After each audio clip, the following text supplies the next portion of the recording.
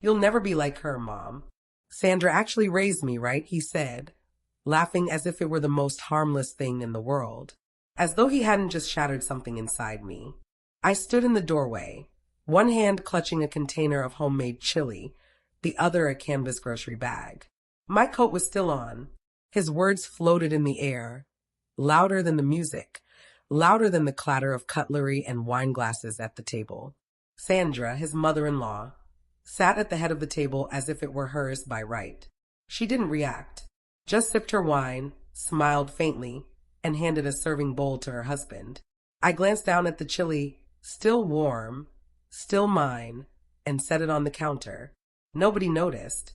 Nobody offered to take my groceries, or even asked what I'd brought. Miles didn't look at me again, too busy bragging about some gadget Sandra had bought him. I didn't know you were having company, I murmured. Oh, it was kind of last minute, he said, still grinning at the table. But hey, since you're here, feel free to join us if there's space. If there's space. I mumbled something about another errand and stepped back into the cool evening. The drive home was silent, save for the rhythmic clicking of the turn signal at a red light. I opened my banking app. Mortgage, utilities, student loans line after line of payments covering Miles's life while he played host. He wanted Sandra to take the credit, then start on the bills. I never tallied what I gave. When Harold died, I didn't have the luxury of grief. The hospital offered double shifts, and I took them all. Nights blurred into mornings. Meals were stolen while standing. My body ached in places I couldn't name. Miles had just left college, still figuring out life. I paid off his car, covered his first apartment deposit, lent him money for his last semester, which he nearly flunked. When his marriage crumbled 5 years later, he returned with nothing but a duffel bag and a bruised ego. I offered my guest room, bought groceries he didn't ask for, paid the lawyer's retainer without hesitation. You shouldn't worry about this, I told him. Just get back on your feet. He did, or so I thought. Thanks came once, quiet, rushed, and forgotten by the next week. I didn't need it. Sandra entered the picture 2 years ago. Always polished, always on time with gifts, cards, and perfectly chosen compliments. She hosted brunches under string lights and hanging planters. Elegant, thoughtful. People loved her. Miles started quoting her like scripture. Sandra says this. Sandra taught me that. I had taught him to sew a button, drive on black ice, stay calm when furious. But Sandra got the flowers, the toast, the gratitude. That night, I sat in my kitchen, sipping lukewarm coffee, staring at the envelope where I kept spare checks and emergency cash. Helping Miles had never been transactional, but maybe that's why I had nothing to claim. And yet every bill in that folder bore my name, every note, every deed. I started pulling them out one by one, separating what was mine from what never should have been. No place card bore my name. The table glimmered with cream linens, polished silverware, half-full wine glasses. Sandra had that touch, all coordinated, all curated. Even the music seemed set to flatter her voice. She held court effortlessly. It does everything, she gushed about her new air fryer. You'd be shocked how fast it roasts the chicken. I'm thinking of starting a blog, maybe Meals with Moxie. Everyone laughed, even Miles. I smiled faintly, reaching for a napkin. I've never used one of those. I cook everything by hand. Yeah, Mom. You wouldn't get it. Not really your style, he said. I nodded, folding the napkin tighter in my lap. I wanted to tell him about cooking 3 meals a day on a single hot plate while working 12-hour hospital shifts, juggling paperwork at midnight. But I said nothing. I stayed until dessert, then slipped out. Later, with the porch light off and shoes still by the door, I sat on the edge of my bed with my phone. One by one, I canceled the payments. $840 rent gone. $250 car insurance gone. $60 phone bill gone. $40 streaming bundle gone. He wouldn't notice tonight or tomorrow, but eventually the calls would start. The balance would shift. Maybe then he'd look around that perfect table and wonder what had changed. At noon, a photo appeared on my feed. Miles grinning in a new leather jacket, designer shoes peeking out from cuffed jeans, fresh haircut sharp enough to slice bread, posing in front of his apartment, my name still on the lease. Caption, the likes rolled in. Sandra commented, "Proud of you, sweetheart. You always hustle." I stared. Not angry, not jealous, just tired. A ping broke the silence. Elise. We hadn't spoken in over 2 years. The divorce had been quiet. After it finalized, she vanished. "Hey, Verena. Quick question. Miles said he's been paying you back monthly. Just want to double check before finalizing paperwork." My stomach sank. I typed slowly, "No, Elise. I haven't received a cent." 3 dots pulsed. Then nothing. Interesting. That's not what he told the court. I set my phone down and stared at the checkbook I hadn't touched since stopping the rent payments. He had worn my generosity like a costume, claiming a life built with his own hands while quietly standing on mine. He hadn't ignored me, he had rewritten me. I opened the file cabinet. Every statement, every receipt, every payment confirmation with his name and mine listed as payer. I stacked them neatly. I didn't know what I'd do with them yet, but I wouldn't let him parade my sacrifices as his own. Not anymore. Not while the power company was about to call. I had never asked to be on the lease, but Miles needed a co-signer, and I didn't want him losing the apartment over a missed paycheck. Same with the car note, utilities, emergency credit card. My name had become the unseen safety net, only noticed now when I decided to cut it loose. I sat at the dining table, laptop open, coffee half full beside me. The apartment portal loaded slowly, almost hesitant to let go. There it was. My name, Verena May Sellers, primary leaseholder. Miles, occupant. I clicked Manage Account. Request change of leaseholder. Add occupant responsibility. Terminate liability. Each checkbox I ticked felt like peeling off a label that had never belonged to me. I uploaded a scan of my ID, typed in the forwarding address, signed my name. Submit. No explanations. No Dear Management letter. No backstory.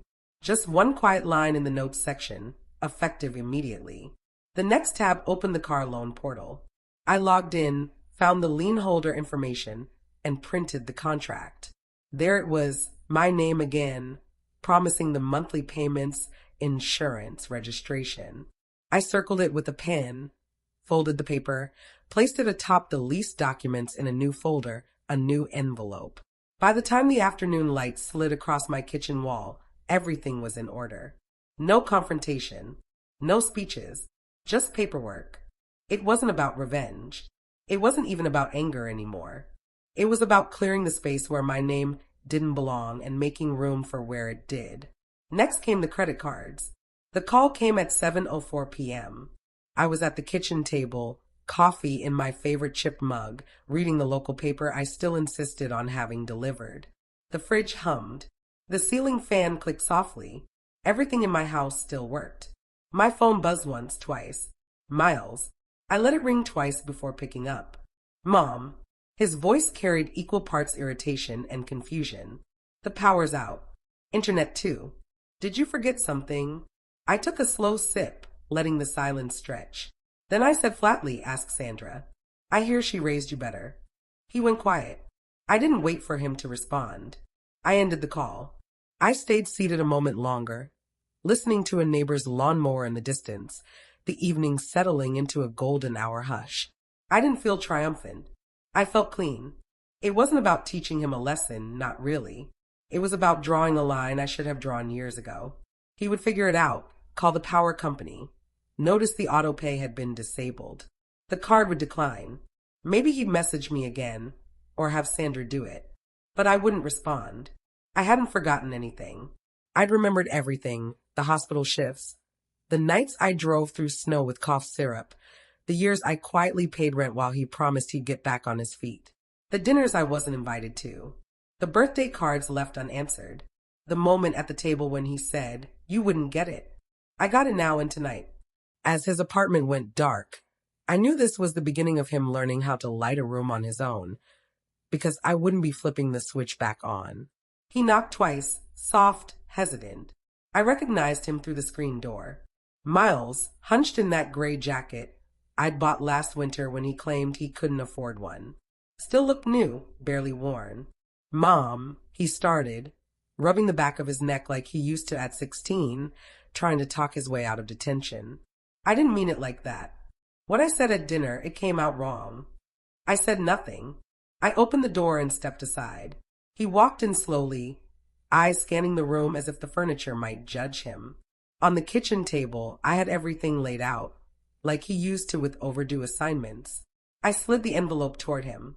Manila, thick and heavy, the way truth always is.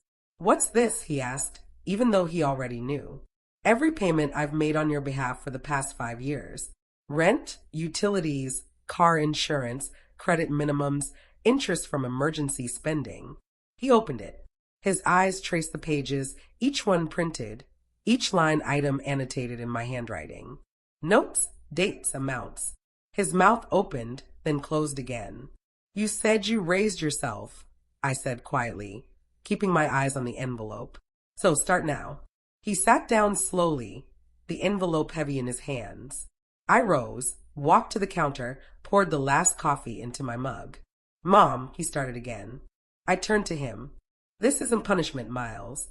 It's clarity. You wanted independence. I'm giving it to you." His shoulders slumped. The jacket seemed smaller now. He didn't cry. He didn't yell.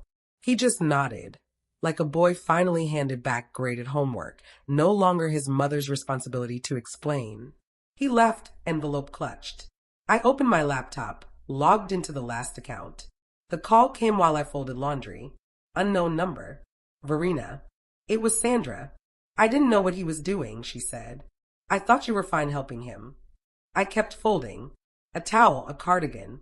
"You believed him because it was convenient," I said. Not angry, just clear. She paused. I heard a TV in the background, someone cheering on a game show. "I guess I just assumed he had it all handled," she murmured. "He said you'd always supported him, that it wasn't a big deal." "It was always a big deal," I said. "You just didn't ask questions you didn't want the answers to." Sandra sighed. "Well, if I'd known, but you didn't want to know." Silence. Not awkward, just true. "I won't bother you again." "I'm sorry, Verena." "I know," I said, then hung up. That evening, I sat at my desk, opened the drawer with my paperwork. The lease. Signed, Miles listed as occupant. I pulled out the updated transfer request printed days ago. Filled it in, line by line, crossed out my name. Arrangements already made. No more back and forth. No co-signing. No invisible strings. I sealed the envelope, stamped it, and dropped it in the mailbox before the last collection. Evening air cool. Kids played down the block. A dog barked. Slipping the letter in, I felt weightless, like I hadn't in years. Back at home, coffee hot, dark, exactly how I liked it. No cream, no sugar, no explanation.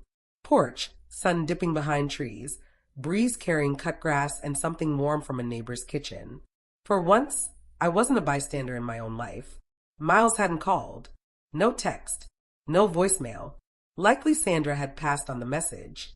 They could scramble to make rent, figure out the next utility bill. No longer my concern.